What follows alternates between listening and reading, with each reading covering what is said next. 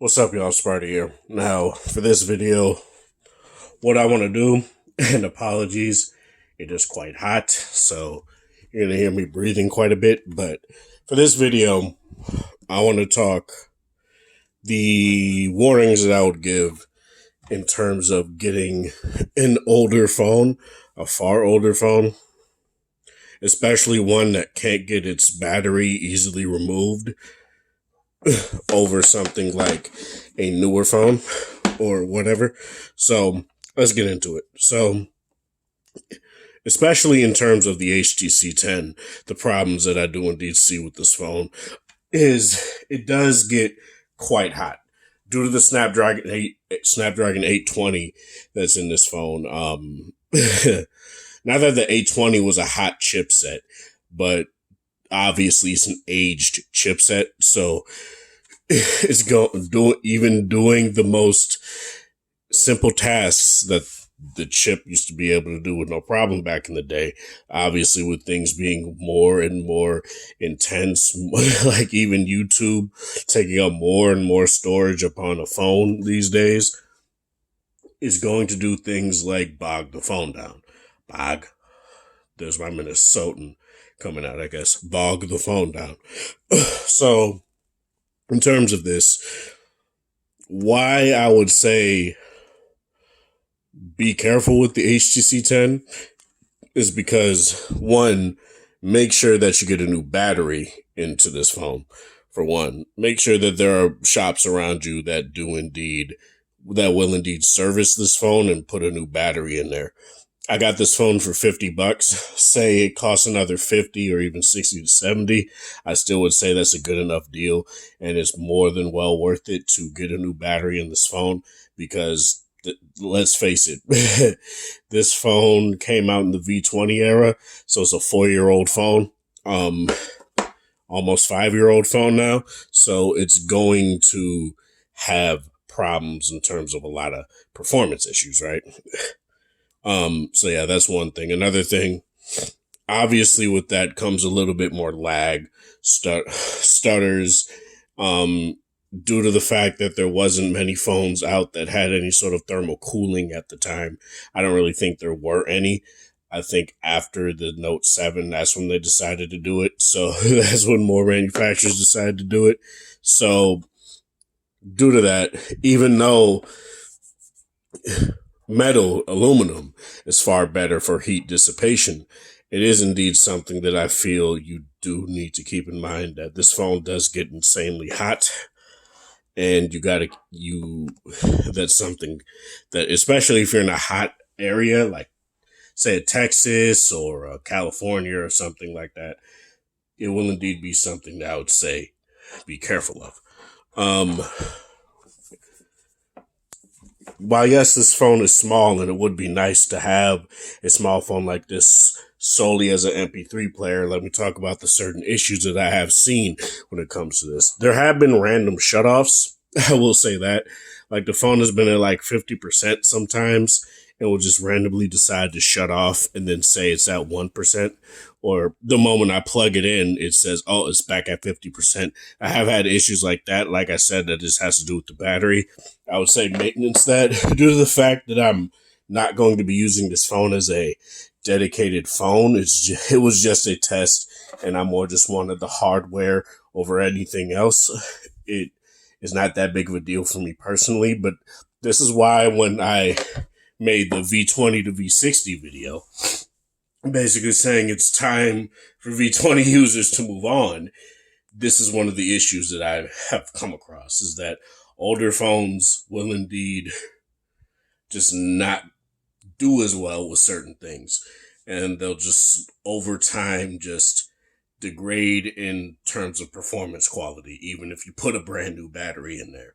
And I understand why people don't want to give up something like a V20, removable battery, headphone jack, quad. It was the first quad DAC phone, IR blaster, things like that. I do understand that. And I'm not trying to say you're dumb for keeping the phone, but I would at least say for your main phone, go to something newer and keep the older phone for the things that you bought that phone for, right? Security updates are obviously another thing that I do feel that older phones just won't stay up to date on, especially a 4-year-old phone like the HTC 10 or LG V20, where those phones are just, they're basically they'll never get Android 10 or 11. Probably never get up to date 2021 security patches. So those are kind of things that I feel these phones are just gonna not be good for having for the foreseeable future. This is why I don't necessarily understand when people do indeed tell people, yeah, just get an older flagship and it'll still run very smooth. You got to go with a caveat. There has to be an asterisk next to that saying, get an older flagship so long as it's like 1 to maybe even 3 max years down the line.